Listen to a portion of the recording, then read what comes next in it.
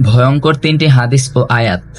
১, যে ব্যক্তি অন্যের গুনাহ নিয়ে খোঁটা দেয়, আল্লাহ তাকে সেই গুনাহ না করানো পর্যন্ত মৃত্যু দিবে না। তিরমিজি। এখন আপনি ভাবুন, আপনি মানুষের কোন গুনাহ নিয়ে মানুষকে খোঁটা দিবেন?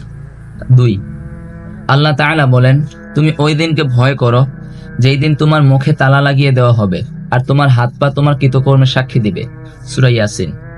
এখন আপনি ভাবুন, আপনার শরীরের প্রত্যেকটা অঙ্গ প্রত্যঙ্গ দিয়ে আপনি ভালো কাজ করবেন না খারাপ কাজ করবেন, কারণ আপনার শরীরের প্রত্যেকটা অঙ্গ প্রত্যঙ্গই আপনার বিরুদ্ধে সাক্ষী দিবে। 3, আমি ইচ্ছা করলেই সবাইকে হেদায়েত দান করতে পারতাম, কিন্তু আমার এই কথা অবশ্যই সত্য যে আমি মানুষ এবং জিন দ্বারা জাহান্নাম পূর্ণ করব। সূরা আশ-সাজদা। আপনি যখন আল্লাহর কাছে হেদায়েত প্রত্যাশা করবেন এবং হেদায়েতের জন্য কাজ করবেন, তখন আল্লাহ পাক আপনাকে অবশ্যই হেদায়েত দিবেন। এখন আপনি যদি চিন্তা করেন যে আপনি ঘরে বসে থাকবেন আর হেদায়েত নিজে নিজে চলে আসবে, তাহলে বিষয়টা কিন্তু এরকম নয়।